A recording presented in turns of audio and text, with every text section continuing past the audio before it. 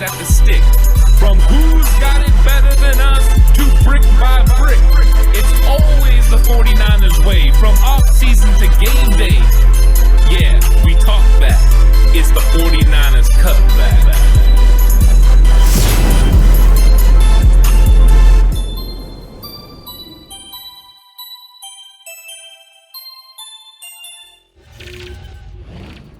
It's 49ers Cutback Podcast time. Welcome to the 49ers versus Atlanta Falcons game preview show.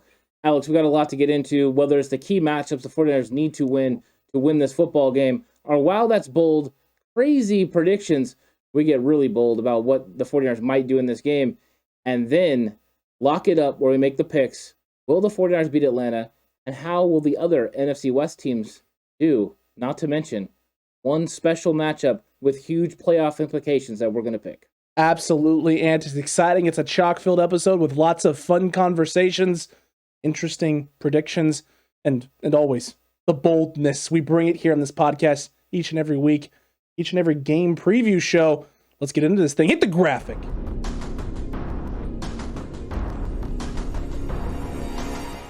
And let's start with something very important here to discuss with this Atlanta Falcons team. This is a football team that has been treading water all season long. They haven't been playing terrible consistently. They haven't been playing great consistently. They've been doing just enough to get by and stay relative and competitive in the NFC. They're sitting at 6-7. I mean, they're a team that is not out of the playoff picture at all whatsoever. And a lot of it, Ant. Almost all of it, Ant. That was a beautiful face, by the way. Almost all of it has been Cordero Patterson's emergence in this offense. 500 yards plus rushing, 500 plus yards receiving, 1,000 total yards of offense for him. He's really been the engine that's kept things turning with Calvin Ridley's departure and focusing on mental health, and Kyle Pitts still trying to figure out how he's going to be an effective player and piece in the system and how they're going to utilize him as well. Yeah, I think that this offense has kind of went through a transition period. You knew that was going to happen, especially when you lose a player like Julio Jones. Ridley is also gone, so you have two of your big pieces that are missing. So you need to find an identity, and you have this big-time player in Kyle Pitts who you draft, and you expect him to turn into one of the most dominant forces in the NFL. However, with all rookies, it takes time for them to be able to make an impact, and he's one of those guys that's learning on the job. It's a man under construction, and he's going to have a lot of work to do, and the 49ers are going to have to, though, keep an eye on wherever he is, because his size and stature makes him one of the most formidable opponents that they're going to see all year. And when you have weaknesses in the secondary, like the 49ers have had, especially with injuries to Jason Verrett and Emmanuel Mosley, you're going to have to figure it out real quick. And the 49ers are going to have to scheme themselves the ability to take him away. And you know what? We break down film in the Know Your Opponent segment where we see how the Atlanta Falcons plan to attack when they don't really look at Pitts' way. Sure. So there's going to be opportunity for Pitts in this football game. The 49ers might have the natural guys to take it away. We do have an eraser in the secondary and one Jimmy Ward. So yeah, you bring up a good point. I think the 49ers are going to be ready for what Cordero Patterson adds to this offense. Agreed because they see it every single day in Deebo Samuel. They're going to be ready for what Kyle Pitts adds to this offense because they see it every single day in what George Kittle adds to this offense. They see it at practice all the time. They know what to do. They know how to handle it. And they have the guys that can possibly do it. Will it be easy? Absolutely not. It's not going to be easy. This is a tough team. They're playing right there, and they know that they're one game away. They win this game against the 49ers. They shoot themselves into the playoffs, possibly knock the 49ers out of the playoffs. It is a big football game, and one the 49ers must win. And there's going to be a lot of cool matchups that we get to talk about along the way. 100%. There's matchups galore everywhere, and the 49ers defense is going to have to set the tone in this football game.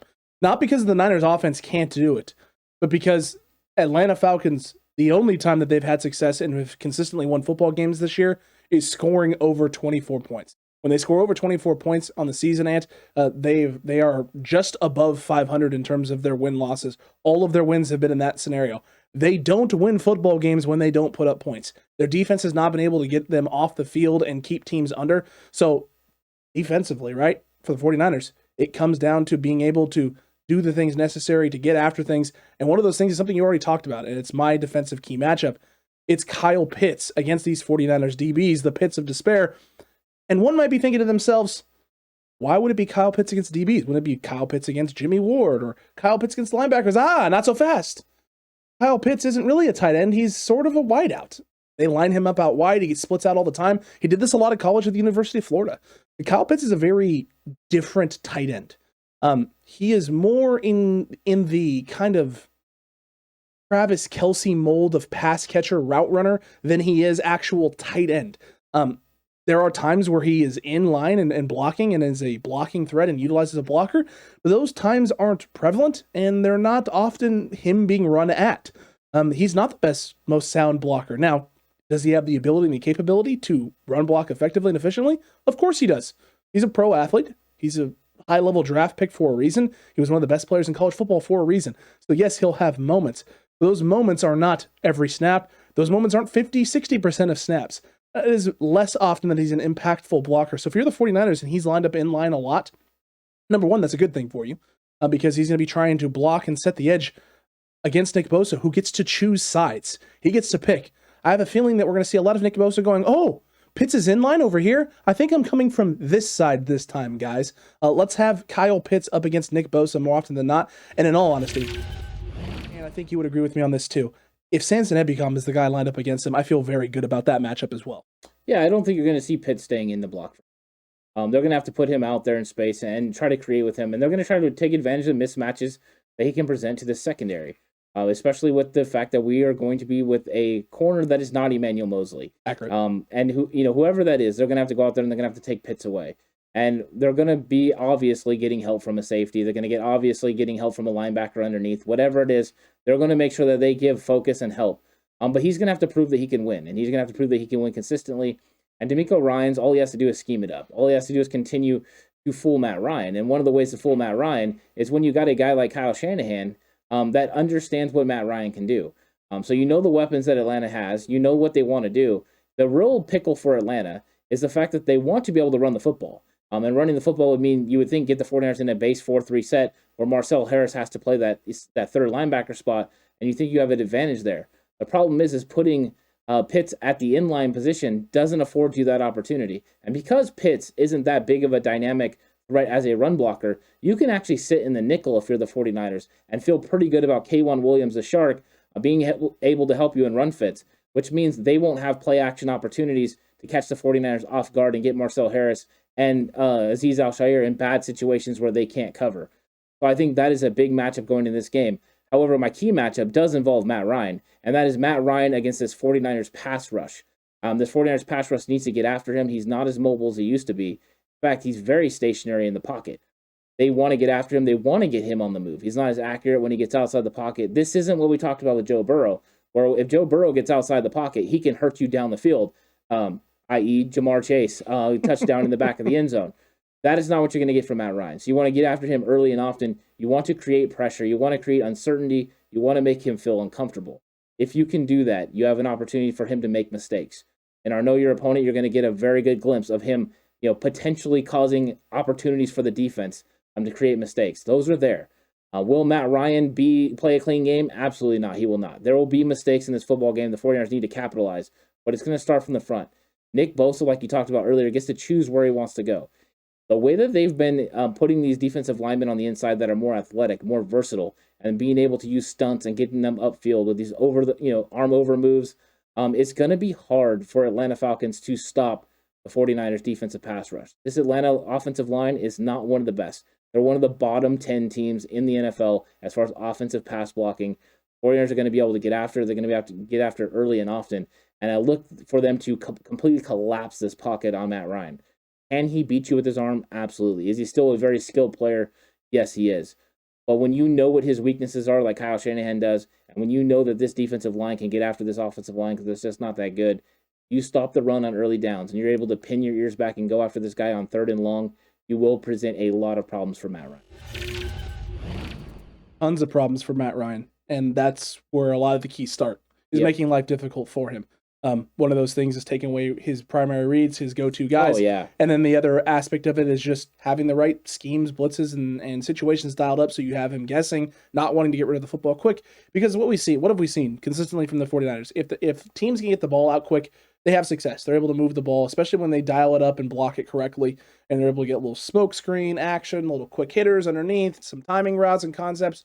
You get yourself in 3rd and shorts, 3rd and mediums. teams tend to have more success against the Niners defense. But if you can't hit those things, you don't have those things dialed up, the Niners are taking those things away early in football games, teams can get out of rhythm. And Matt Ryan has showed this year he will get out of rhythm, and he will get out of rhythm quick. Cordero Patterson isn't a guy that's in either one of our key matchups per se, but I think it's because you and I both know that the Niners are going to scheme up a way to take him away, take him out of the football game, make his impact not felt as much, and maybe make him be more of a pass catcher than a runner. Yeah, I think so. I mean, it's all going to come down to how this front seven plays against the run. Accurate. If they can take away this run without having to dedicate any other any other defensive player to the box, then that's a formula for success against this Atlanta Falcons team. Mm-hmm. That means Jimmy Ward and Jaquiski Tartt can give help on Kyle Pitts. They can give help on whoever's, covering opposite of Josh Norman, and even to Josh Norman in situations. Accurate. Just like they did against the Bengals. They were able to protect those guys for most of the football game. If they are able to do that in this game and still stop the run, then they're in a good position to win this football game. I think that they can stop Cordero Patterson. He's not as good of a runner as some others. He doesn't have the vision even of Deebo Samuel. He doesn't have the vision of Elijah Mitchell. And if you get this guy going horizontally to the sideline, you can stretch it out. And with the speed of Azeez Al-Shaair, Fred Warner, and Marcel Harris, they can run these guys down. The game for Atlanta is getting outside. It's not straight ahead running. Cordell Patterson will do it. He will go straight ahead. He's just not as efficient at it. I think the 49ers can get after him. They can stop him with the front seven. And once they do, that'll put him in prime position to take away this passing game as well. Agreed. And then get off the field and get your offense on the field, in which now you got to operate and you execute. And you can't make mistakes. You just can't do it. Jimmy has got to dial in and continue to harness what we saw last week against the Bengals. Minus the almost pick from Bates. But there's a reason why it's an almost pick, Ant. You have to make the plays. Jimmy got a nice break from Mr. Bates and then went and capitalized on it. Jimmy Garoppolo has done that. He's the type of guy that when he makes an error, he typically bounces back in a big way. So the Falcons, if Jimmy makes an error, you need to capitalize on it and come away with it, because if you don't, Jimmy will make you pay. He is known for that. He's notorious for that. I mean, we saw it all 2019. Throw a pick, the next drive, 9 yards down the field, touchdown, 5 yards, 5 plays, touchdown, just picking apart defenses. When Jimmy's in rhythm and pressure and pressure is mounting, he operates at a very, very high level. The run game has helped him a lot with that. Last week, not a lot of a run game. This week, still some question marks in terms of whether or not you're going to have your full plethora of runners. Is this another week, Ant, where you foresee the 49ers maybe having to utilize the pass early to soften things up for the run game to get going? It could be. I mean, it all depends on how these linebackers are reacting to play action or the run game. Absolutely. I think you're going to get early on in this game, you'll either get a play action in the first 2 plays or a run play. I think one of those 2 things are going to determine how exactly these linebackers are coming up, and then you're going to be able to determine what you want to do after that. Question for you. Yeah. Over under 75% chance that the 49ers run a toss in the first play. I'm going to say under. Okay. I think that the way that the Falcons run the defense, I don't think you start the game off with a toss. I think that's kind of just really expected at this point from Kyle Shanahan. If you're going to run a toss action, I think you want to boot out. I wouldn't be surprised if the first play of the game doesn't involve Deebo Samuel in the backfield with some sort of a play action off what he does. Okay. I think if right now all the looks have been to give Deebo Samuel the ball. This time you actually run a play action and get the ball to George Kittle or Brandon Ayuk and let them roll. I don't know if that will be the first play. That's how I would attack it, especially after watching the way the linebackers attack the run against the teams that we've seen. They sell out, and they're going to have to sell out to stop the 49ers because the 49ers run game is that good. And it's going to be interesting to see how they do it. But it could give the 49ers some opportunities for sure. These first 5 plays of the game are going to be interesting, and how Kyle Shanahan and Mike McDaniel plan to scheme it up, not only so they can see what Atlanta's planning to do defensively, but what they can do to counteract that afterwards. And how many times they put Jimmy Garoppolo under center, and how many times they put him in shotgun, because he obviously operates better as a passer in the shotgun. That last drive of the game, the overtime drive, he goes 6 of 6. It's a fantastic drive, and he executes at a high level, all from shotgun. So I think there are. I think the last one actually was a play action where he it was a play action under center, but that was the last one in which you've already moved the ball down the field. He just looks more comfortable when he's in the shotgun compared to under center, which is a far cry from what I saw in 2019, where it seemed to me that he was always comfortable under center. Correct, and was less comfortable under shotgun. So he's definitely made some improvements in that category. I think this is a very interesting week because there are a lot of opportunities, because you've put a lot of things down on film. the last 5-6 weeks of your identity and who you are. And there's a lot of opportunities to build off of that. And despite not having Elijah Mitchell last week, the 49ers still, almost every guy who carried the ball last week was 4 yards a carry average. Yeah. Whether it was Ayuk off of a broken reverse pass, getting 4 yards, Deebo Samuel rushing for 4.8 yards a carry, or Jeff Wilson Jr. doing it. I mean, whoever was touching the football for the 49ers was chunking out about 4 to almost 5 yards a carry. That's a big deal. That's a huge deal if you're the 49ers, because if you want to take the brunt and the load off of Elijah Mitchell, having those guys who can gash like that consistently, whether it's Deebo, Jeff Wilson, Brian Hill has to get involved, whoever it ends up being, George Kittle at times, these are opportunities to keep teams softened up and also utilizing motion to your advantage, right? Using that window dressing, getting guys going, revealing coverage, but getting linebackers to flow and play. When we get into the all-22 film, you're going to see it a lot. A motion that gets those linebackers moving a certain direction. The play action looks from the Panthers get these guys sucked up in space, and it opens up that middle of the field between safety and linebackers who start pretty deep for the most part. I mean, they were starting deep. Now, granted, there was a lot of shotgun, a lot of spread looks from the Panthers, and a lot of multiple wide receiver sets.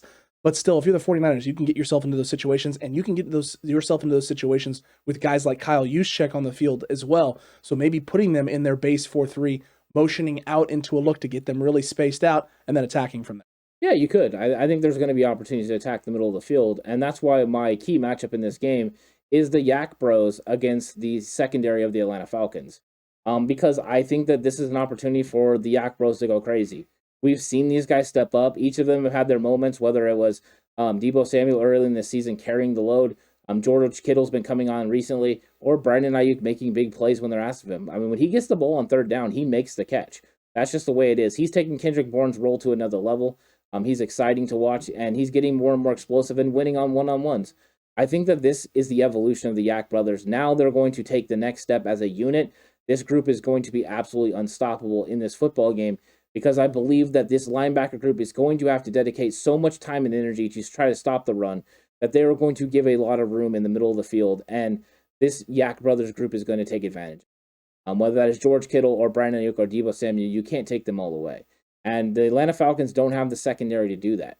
They have young guys, they have guys that are inexperienced, and they have guys that just frankly aren't as good as some of the more talented players that the 49ers have played, especially even against Cincinnati. They were just a better roster that Cincinnati had than Atlanta Falcons.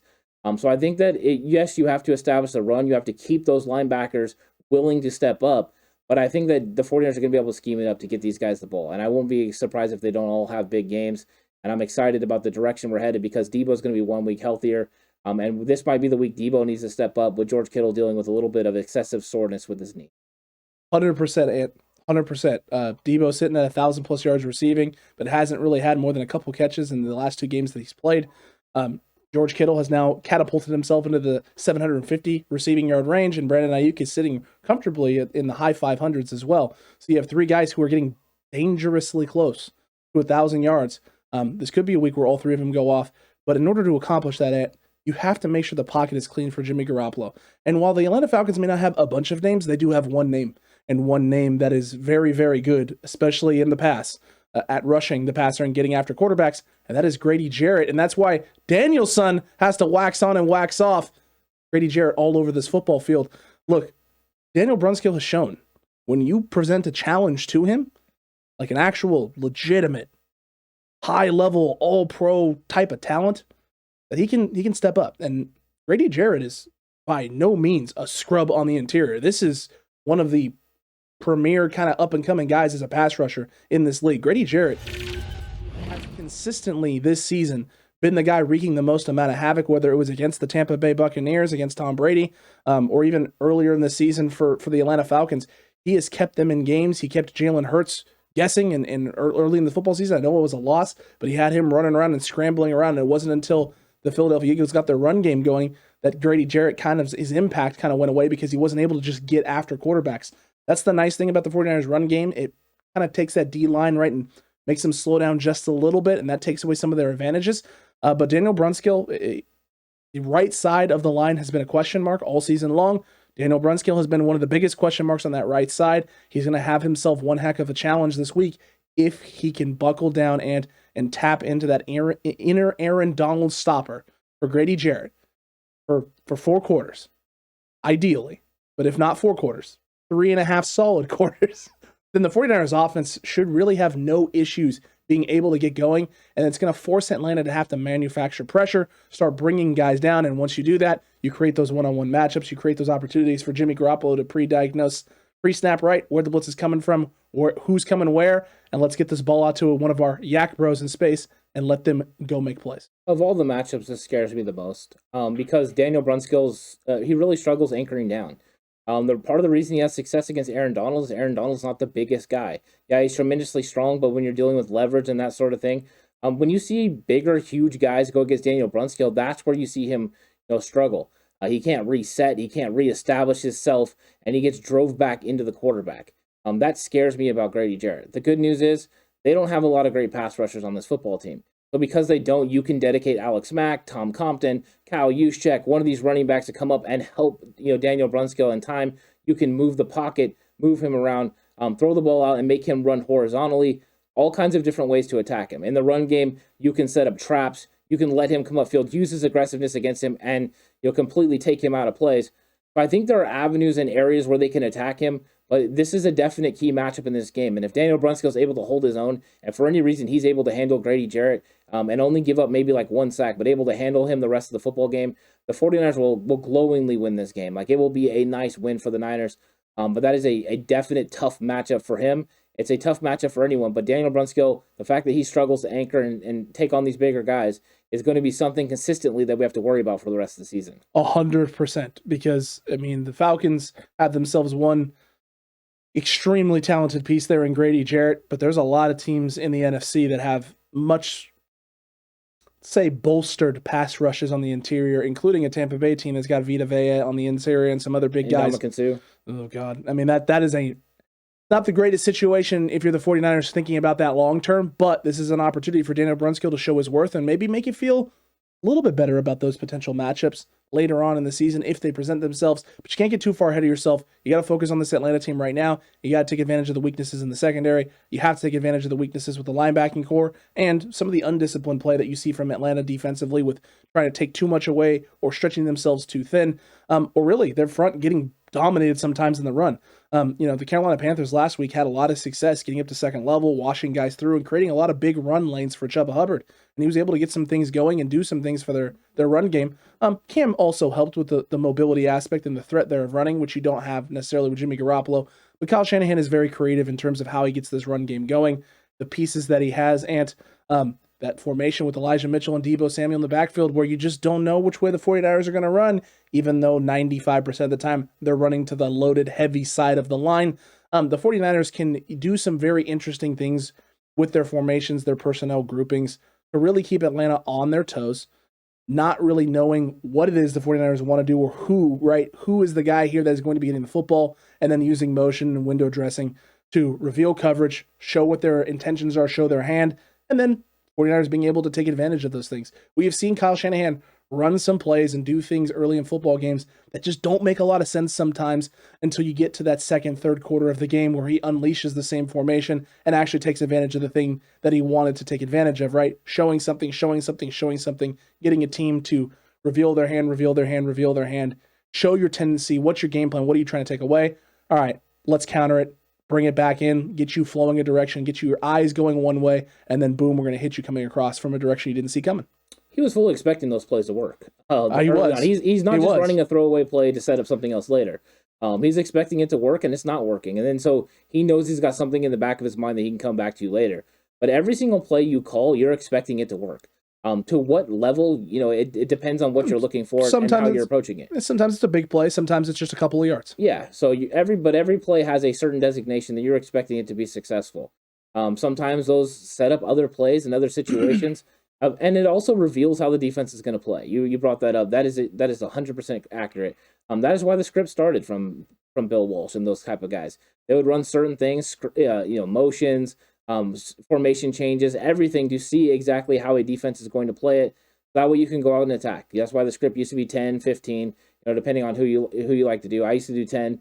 It would allow me to see certain things and how I would attack other people. a lot of times those 10 plays were, plays that I wanted to execute because I knew they were going to work against that defense and I wanted to get us rolling in a positive manner.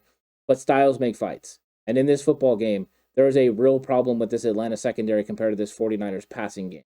The 49ers weapons, the Yak brothers that they have, are going to be a formidable team. And I didn't even mention Jawan Jennings. Jawan Jennings has been a nice up-and-coming, star of the last couple of weeks. He's been making some pivotal, tough catches. You can continue that trend, and you can make this somewhat of a four-headed monster where you can count on him to convert on third. And sure, in those situations, they're going to be virtually impossible to guard and stop.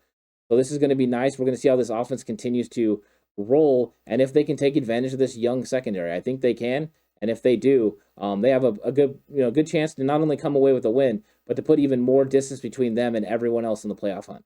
It's huge this week. It really is. You could hold a tiebreaker over every major team that is still left competing with 6 wins. 6 wins. And if for some reason the Eagles knock off the Washington football team, you're golden. You literally own a victory over every team that is right there that could take your playoff spot. 100%. So you're putting yourselves in a extremely great situation.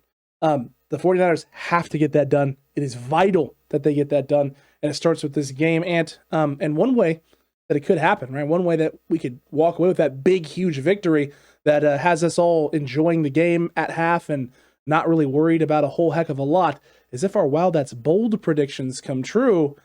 Let's get into this. Cutback crew. It's time for Wow That's Bold. Wow, that's really bold. Whoa.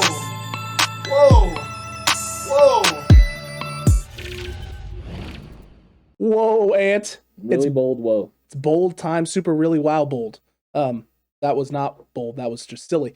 But look, offensively, 49ers have been showing that they can score 30-plus points a game. They've been showing they can drive down the field when they need to. Yep. Take care of business. Been showing a lot of things.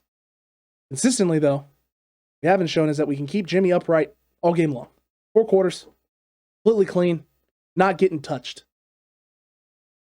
Not this Sunday, and Jimmy Garoppolo is going to throw over 30 passes and get sacked 0 times, and not a single sack given up by this O-line. It is really bold. Daniel Brunskill, I am counting on you. Tom Compton, I am counting on you. Make it so. That's not just bold. That's super bold. Yeah. Did I just win the Super Bowl of boldness? You won the Super Bowl, yes. Okay. That was tremendous. Mine is going to involve a key matchup that I have, which was the Yak Bros. I think that they're going to go off in this game. I see the potential for them to have a big game against this Atlanta defense, for Jimmy Garoppolo to throw the football consistently. So it doesn't surprise me that your Wow That's Bold is also involving Jimmy.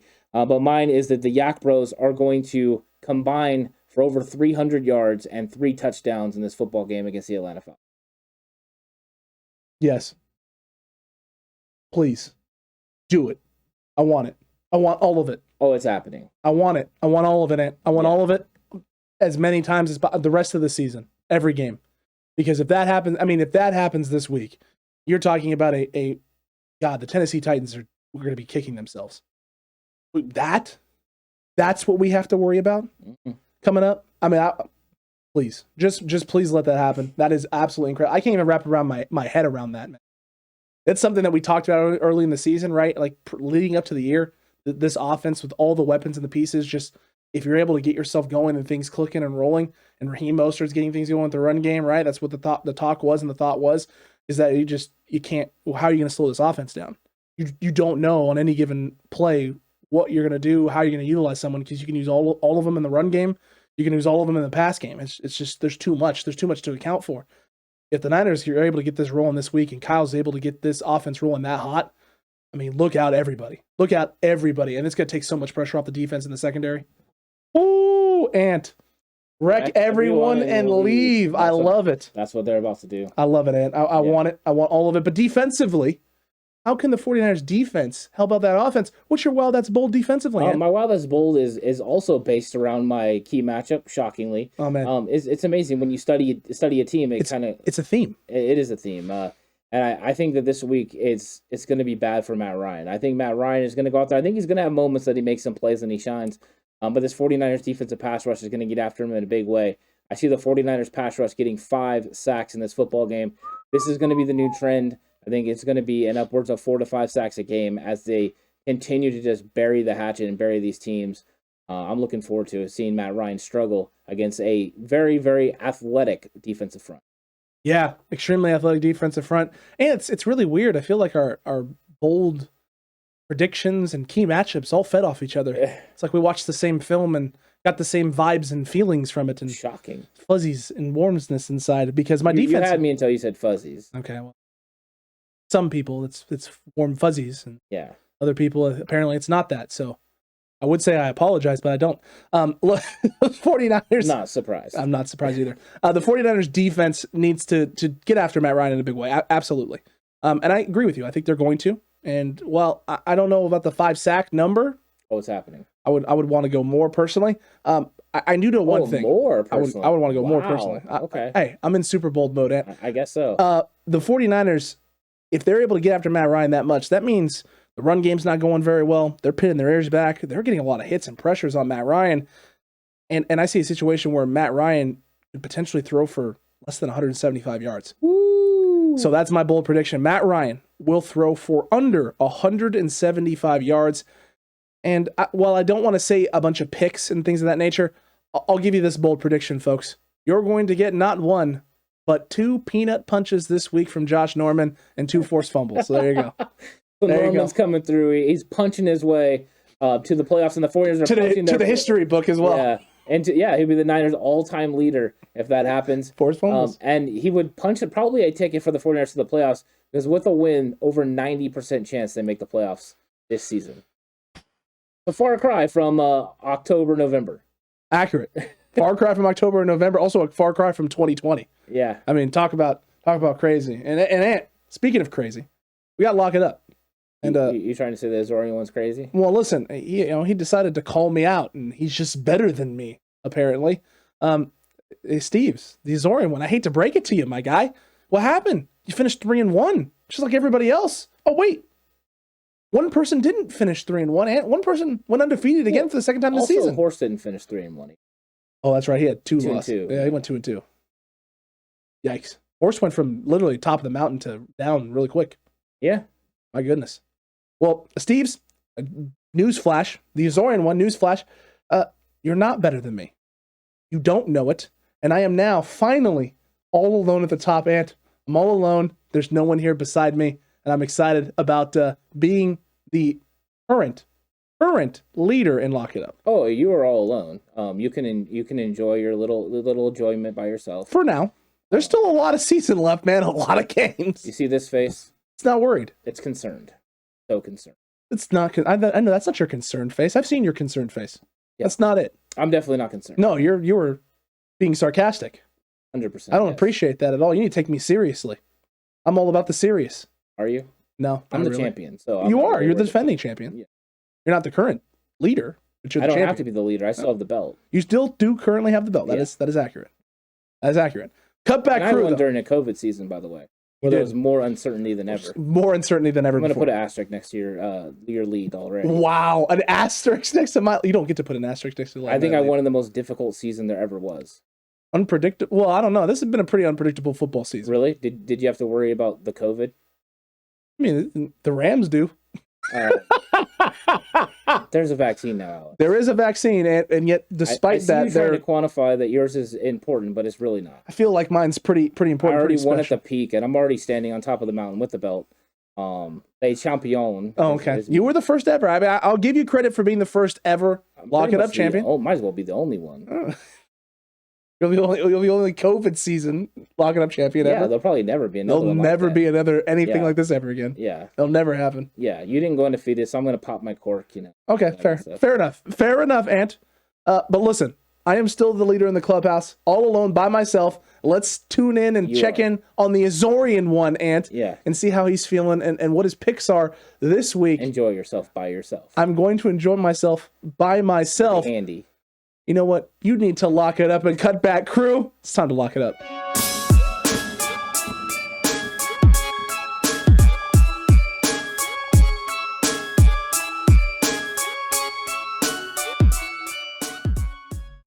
Cutback. How are you? Listen, you know what? Had a tough time last weekend. You know, I went 3-1. You know, I was almost 4-0 if it wasn't for that Monday night game. And I'd like to extend to Alex for hitting 4-0 this weekend. Yeah, you hit 4-0 this last weekend. Good for you, man. Congratulations. Yeah, no sour grapes with my fun little promo for comedy's sake that I cut last time. What? Let's not talk about what happened earlier. Why would you bring that up now? There's no need for that. It's the holiday season. I'm wishing a great congratulations to Alex going 4-0. That's all we need to. What do you mean the camera was on earlier? This camera was on during setup.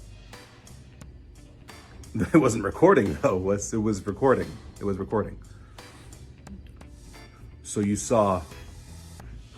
Listen, it just, that stays here. And, it's the Cutback doesn't need to know anything about, what you're going to show them right now. Why would you do that? What? There's no need for transparency. Yes, sometimes I have a temper, but there's no need to show. Why are you pressing that button? I was so close to being 4-0. I went 3-0 for the weekend. 3-0, and then came Monday night, and it could have been 4-0, but I chose the Cardinals, and the Cardinals lost. And you know who didn't choose the Cardinals? That was Alex. Alex chose the Rams, and he got 4-0. He got 4-0 for the weekend, not me. I went 3-1, Sally. I went 3-1. Alex went 4-0. He went 4-0. So now I'm gonna pretend this pillow right here. I'm gonna pretend this is Alex.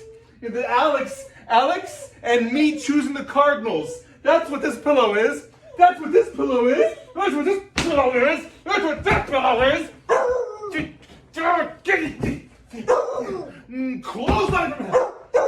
Another clothesline from hell. Yeah, that's right. You're just gonna take that and just gonna. There it is. Yeah. How about another one? Yeah. There it is. Yeah. That's right. How about Steve Blackman? Huh? How about Steve Blackman? Steve Blackman. That's it. Yeah. Suplex.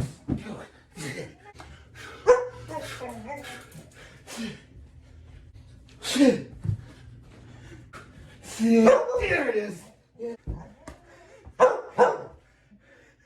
Eddie Guerrero, baby.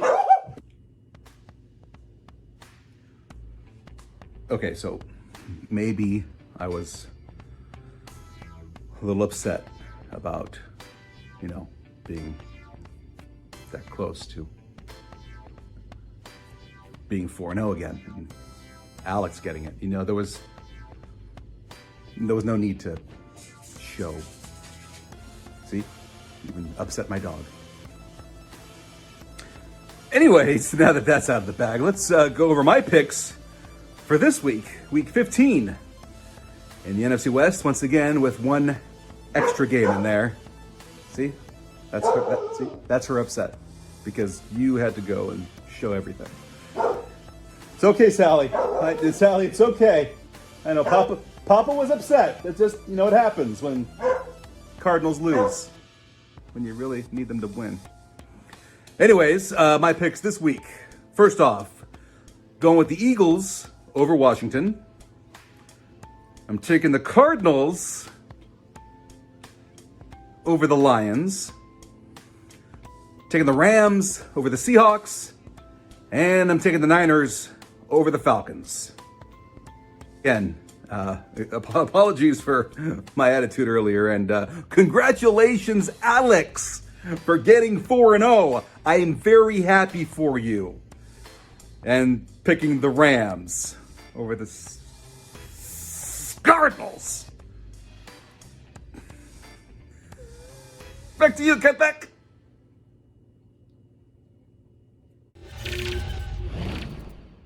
Time for Lock It Up. Lock it up, baby. I'm pumped. I'm pumped, Ant. You tried to rain on my parade like Oh, it's rain. a few minutes ago. It's not rain. It's rain. It's salt. It's tears. Your tears are delicious. My tears. Yeah. Maybe it's the Cutback Crew's tears. I'm definitely not. Maybe it's I'm not feeling any type of way about this. it might just be a Steve's tear, to be honest. He cut that promo last week and got me all fired up. He's still within striking distance. Oh, I'm aware. No, I'm aware.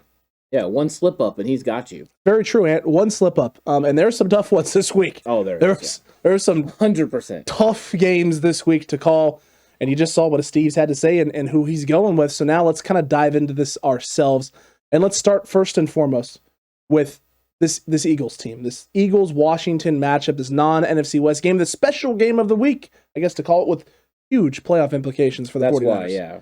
Huge. I mean, either one of these teams, if the Washington football team gets a win and stays in striking distance of the 49ers, they are always a game away from being able to jump the 49ers just because of the, not necessarily tiebreaker over the 49ers, but the wins in the NFC that they have, that the Niners don't necessarily have as many of right now. So Steve's going with the Eagles. Ant, what are you going with? The worst situation for the 49ers this week would be to lose to the Falcons and then have the football team beat the Eagles. That's a situation that pushes you out of the playoffs. That's not what you want. Your perfect situation is to beat the Falcons and then for the Eagles to beat the football team. This is a game I actually kind of agonized over picking. They're very well matched against each other, but you have a lot of questions on both sides of the ball. It's going to come down to, can the Eagles run the football against the Washington football team? And if they can run the football, then Jalen Hurts can be successful with what he does. You got some injuries on the Washington football team. You got Taylor Heineke with the injury. You've got also McLaurin up in the air. Is he going to be playing? He was in concussion protocol. Don't have good experiences with concussion protocol, with a guy being able to get injured on Sunday and come back for the game. I think there's just too many questions on the Washington football team side. They don't have the formidable pass rush they had. They still have a good one, but it's not as formidable as it was. So I'm going to go ahead and I'm going to take the Eagles in this football game, 23-19. That's a good score, Ant. That's a solid score, actually. I really like that score. The Azorean One agreed with you. Cutback Crew, 59%. So talk about tight. It was tight for the Cutback Crew as well. Yeah. Horst sticking with his team. He's not backing down from this Washington football team, man. He refuses to back down. Yeah, I mean, he's taking his shot. He's taking a chance. Let's see if it works out for him.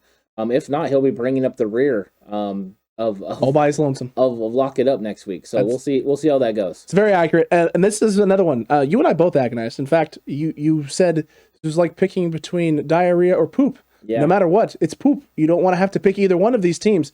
I'm not a big fan of what the Eagles have done. I have been a big fan of their shift to the run game and running the football and utilizing it.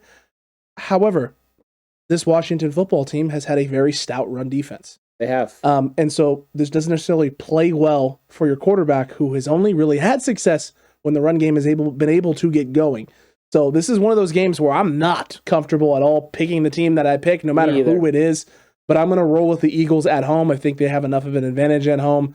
But I don't think this is going to be pretty. I think you're going to get something along the lines of a 21-17 game that's been about right in the wheelhouse for the Washington football team in all of their games the last few weeks. Yeah, I think when it came down to it, I just was like, you know what, I'm just going to be the eternal optimist and go with the thing that will be best for the 49ers.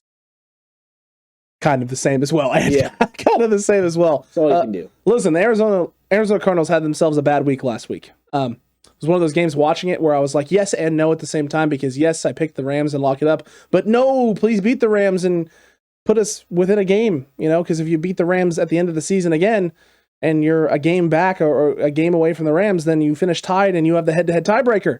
So it's like, please do that. But also at the same time, let me get the lead overall and lock it up. The Rams did enough. The Arizona Cardinals got the onside kick and had a chance and weren't able to finish out. And now they're looking to bounce back off of a tough loss. And it's the Detroit Lions in Detroit with a 10 o'clock start. It's an early game going across the country. That's not always the best thing in the world for a team. The Azorean One going with the Arizona Cardinals. I'm not surprised with that. Ant, are you sticking with Arizona, or does Dan Campbell's Lions, who finally got their first win Are they going to start playing some of the most inspired football you've ever seen and find a way to topple one of the best teams in the NFL? They play inspired football, and this is not as clear-cut as people might think. It is difficult for a team like Arizona, who's going to be without DeAndre Hopkins, to go across the country and play an early window game at 10 a.m. And Detroit plays everyone tough. And Detroit, if they can establish a run game, could cause some problems for Arizona. I think this one's going to be tight. I don't think Arizona's going to run away with this game. In fact, I think Detroit's going to have an opportunity to win this game. But I'm up in the air if they're going to win. And ultimately, I couldn't decide, and I couldn't make the move. I didn't have enough gumption to put Detroit over the Arizona Cardinals. So I'm going Arizona Cardinals 27-26 in a very tight game. I wouldn't even be surprised if they go for the 2-point conversion to Detroit and lose that way. Dude, that's close. Yeah. I didn't have it that close. But I do have this game closer than a lot of people would say as well, for one reason and one reason only. It's not D-Hop. It's the question marks around James Conner. If James Conner isn't 100% healthy and you're not able to establish the run game and you put the onus on Kyler Murray, we've seen that something's just not quite right there yet. He's not 100% back. He's not 100% healthy, and he hasn't been playing like it. The 2 big turnovers last week. Listen, they have some great linebacker play from the Detroit Lions. They really do. Alex Anzalone has been playing phenomenal all season long for them. Their question mark is definitely the secondary, and that is the big thing. But you're losing some weapons. Kyler's not necessarily playing the best in the world, and Ali McNeil is starting to turn the corner here and starting to become a very. I like Ali McNeil. He's a good dude. He's been having himself a nice second half of the season for the Detroit Lions. So I think they can do some things, and I think they can have some success. But I think what it's going to end up happening is late in this football game, the Arizona Cardinals are very familiar with Jared Goff. I think that's going to end up playing some benefits for them and Cliff Kingsbury late, and you're going to get some turnovers and things of that nature. I see this thing going for the Cardinals not as bad as people think, 28-21. I think the Lions are driving at the end of the game to try and get that score at the end and have one of those miraculous finishes just like they did last week, and it just comes back around to bite them in the butt because as much as last week was great, Mike Zimmer's defenses are known to do that all of the time now and just give up game-winning drives, let teams march down the field. Arizona, not so much. Yeah, it doesn't surprise me. I mean, I think, everyone's going Arizona. Shocking. I'm stunned. Cutback crew, 71% though. Not a blowout. 71%. And a horse, of course. I think everyone sees the chinks in the armor. Definitely. Arizona. And everyone remembers the last 2 years under Kingsbury, how this team has kind of faltered towards the end of the stretch. And then also you got the news that just came out that Hopkins is going to be out for the year. So everyone's reeling on that. So this doesn't surprise me overall. And it did make me pause for a second. Detroit, Arizona. I think if they were playing a different team that hadn't lost so many close games, I would probably go with another team. That is 100% correct. Or if Detroit had capitalized on some of those close games that they lost early in the season and had 3 or 4 wins on the year and had shown you they can win tight games and can keep games tight, you'd be sitting there going, maybe Detroit could. There's a better chance Detroit could pull this off. Yeah. So I'm going to keep my eye on this one though, and 100%. If the Cardinals lose this game, I will cheer. Oh, big definitely, 100%. All in on that. Yeah, all in as well. Up next though, Seattle Rams. Lots of question marks around this one with all of the not the Arizona players, but the Seattle players, not Seattle players, the Rams players. Oh my gosh, I can't get it straight. You almost went through the whole NFC West. Almost. I missed one team. It's like when your parent tries to say your name and goes to the other siblings first. Yeah. This one. That one. Yeah. Oh, that's right. You. Look, the Rams. This is just a crazy situation. It's a lot of guys who are dealing with the COVID situation currently, and just their status being up in the air. But the reports are is that it looks like Jalen Ramsey may be good. So knowing what Steve's has gone with the Rams, where are you at with this game? Can the Rams really falter against the Seattle Seahawks team this late in the season with Seattle fighting for their playoff lives? The Rams are a very good football team. Yes. And I think that this kind of brings up a situation where without the COVID testing problems, I believe that the Rams would have won this game pretty handily. With that situation, with possibly no Odell, no Haverstein, some of these other players, it does bring up questions. And you got Seattle that's holding on to their 2% chance in their little hands. Depression. They're waiting for it. They're excited, and I think that this game is going to be close. But it's in LA. You know what I mean? It's in LA. I think that the Rams are going to end up winning this football game. But I think this is going to be one of the most exciting games of the entire week. Because I think that Seattle's not going to go away. They're going to push the envelope. They're going to make it close, but the Rams are going to get it done. The Rams are going to officially end the Seahawks playoff chances. No chance for Sam and the 4 NFC West teams to make the playoffs. The Rams are gonna take grip of this and put a little bit closer, at least make the Arizona Cardinals feel it a little bit. And I say the Rams win the game 31-29. 31-29 is a great score, Ant. Yeah. It is a phenomenal score. Horst agrees with you. The Cutback crew also agrees with you. The Azorean One, as we already know, and I am reluctantly taking the Rams because it showed Seattle up until right before we were gonna go record this, right before we sat down to do this. I was with all the pieces out, the Jalen Ramsey probably not playing, just felt like it was too much, man. That's just too much to overcome. You're coming off an emotional win as well. Your team held on late against Arizona, a game that they needed, especially if they want any sort of chance of trying to take the NFC West. It just felt like too much, but hearing that Jalen Ramsey is going to potentially be available and there's a really good chance that he's going to play, I mean, I don't know. I can't. I mean, Aaron Donald is still out there. The interior O-line for the Seahawks is still in shambles. It's still a problem. And Russ has, been playing better. Definitely been playing better. But when he's been really pushed and tested on that interior, he's shown that he's still prone to make mistakes. And if Jalen Ramsey's out there, that means less options and comfortable options that you can go to. It means you may be going to one side of the field, and the onus now becomes on Dwayne Eskridge to have to go out there and operate in space, and Tyler Lockett to play at an elite level. I have to believe that McVay can scheme it up enough. They already have a win against the Seattle Seahawks this year. They've already taken care of business in Seattle. They're at home now. I just think there's enough there with the Rams and enough talent to get it done. 31-21, and the Rams officially end any hope of the playoffs for the Seattle Seahawks. I didn't actually make this pick. Marketing Pro told me to do it. Oh, Marketing Pro did? Yeah.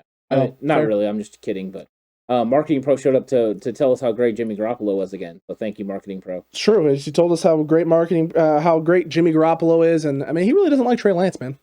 No, he's not a big fan.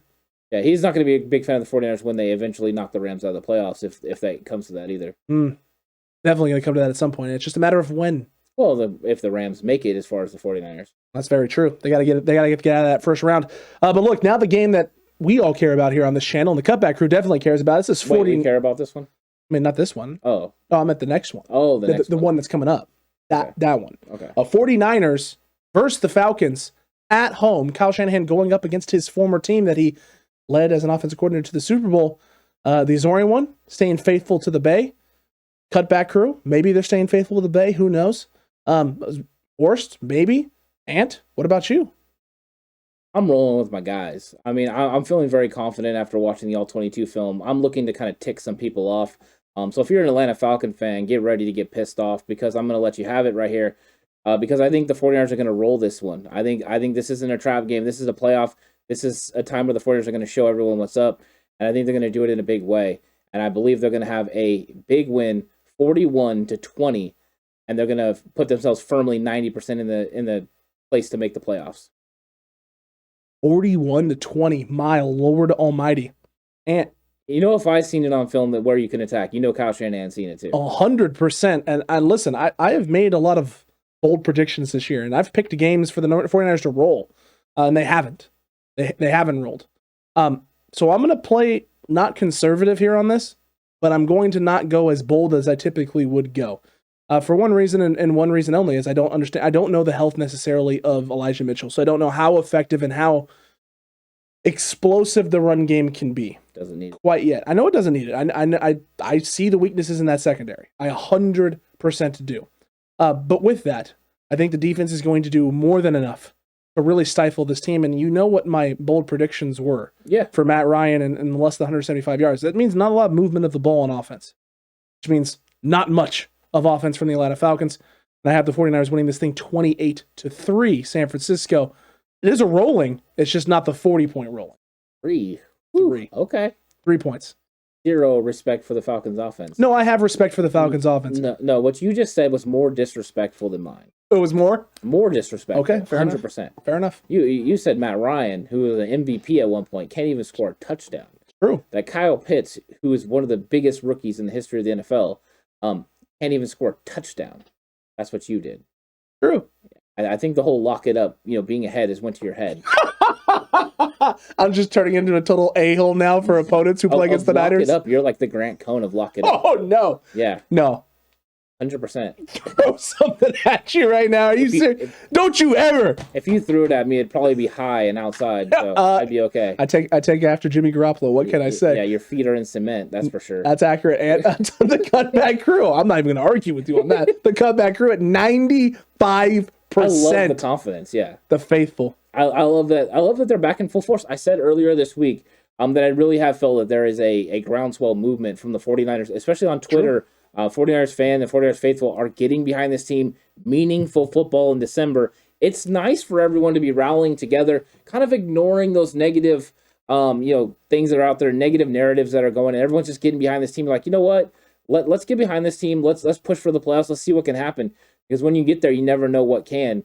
And we know this is a big football game, so I'm expecting the faithful to show up at Levi's in a big way, to be louder than they've ever been before, and for the 49ers to come out with a big win.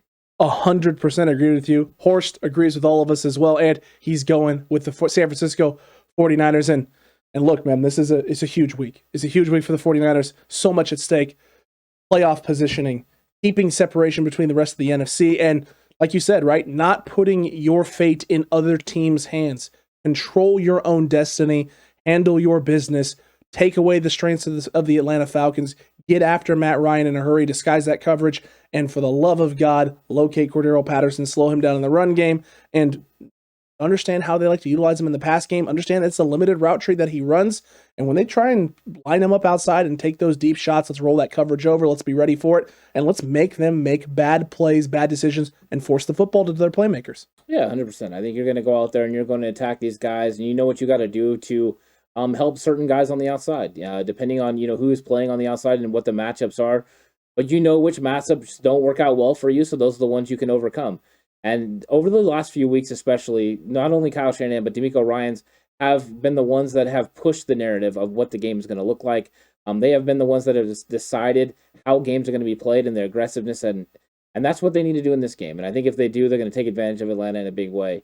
I think there's opportunities all over the field for not only for the 49ers to create problems, create turnovers, but then get after it and capitalize on those turnovers. And I do believe there's going to be turnovers in this game in the favor of the 49ers, and I believe that they're going to capitalize on them. I think this is going to be a big game for this offense and a big game for this defense, and I actually see most of the 20 points that I predicted coming late in this football game as you're playing kind of garbage time. So if you've ever wanted to see the rookies out there playing, you're going to get to see it in this game. That is my opinion. I think that the Niners are going to go out there and handle business in a big way. I think this is a bad matchup for Atlanta and a good matchup for the 49ers. I agree with you on that. Everything that we've seen on film points to that. And in all honesty, I would absolutely love it if the Niners get up early, roll this thing out, blow this thing out, and we get to see the young guys, because what else did we see on film, Ant? Lots of opportunities for the 49ers to take advantage of Trey Lance is on the field and Trey Lance packages. Yeah. Well, the best way to get some Trey Lance packages this week and see what the young rook can do against this defense, take care of business early, put this thing out of reach early, make this thing, make Kyle Shanahan sit there and go, hey, I need to get my vets off the field. Let's stay healthy. Let's get them some extra rest, and let's get Trey out here and see what he can do against this secondary and this defense that, in all honesty, he can take advantage of with his athleticism and his big arm. Yeah, the key is going to be no turnovers for the 49ers. Just don't turn the ball over. Jimmy, take chances, but take calculated risks. Don't go out there and play like a wild man, but go out there and, be a gunslinger. Be somebody that can get the ball out there to your playmakers and let them create in space. I think if he does that, these guys are going to have big numbers this week. But that's going to be a pivotal part of this football game. The 49ers can't shoot themselves in the foot. If the 49ers go out and don't play to the level that they're capable of, they're going to defeat themselves. The Atlanta Falcons won't have to do a lot to defeat them. When the 49ers have posed problems for themselves, they've gotten defeated because of it. Don't do that this week. Go out there and win and execute all four quarters. And if they execute in all four quarters, Atlanta cannot defeat them. Not at all. Not even a little bit. 49ers, sometimes you can be your own worst enemy, but you can help yourself out in a big way. Take care of that football. Take care of business this weekend. And Cutback Crew, we hope you're out at that game supporting this team in full force. If you are, great. If you're not, root for them here at home and let us know what you thought about this game preview show down below in the comment section right now. You excited for this week? You pumped for this 49ers team and this opportunity not only to play meaningful football games late into the year, late in December, or maybe even January, but just for how this team has route the ship, right? They've righted the ship completely. They are in a great position. This team is rolling together, united.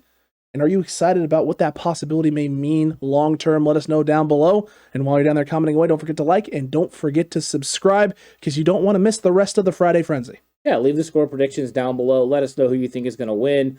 And it's going to be an exciting time. And you're going to want to catch the rest of the Friday Frenzy and then kick right into the game plan video that comes out on Saturday that's going to get you completely ready for this football game.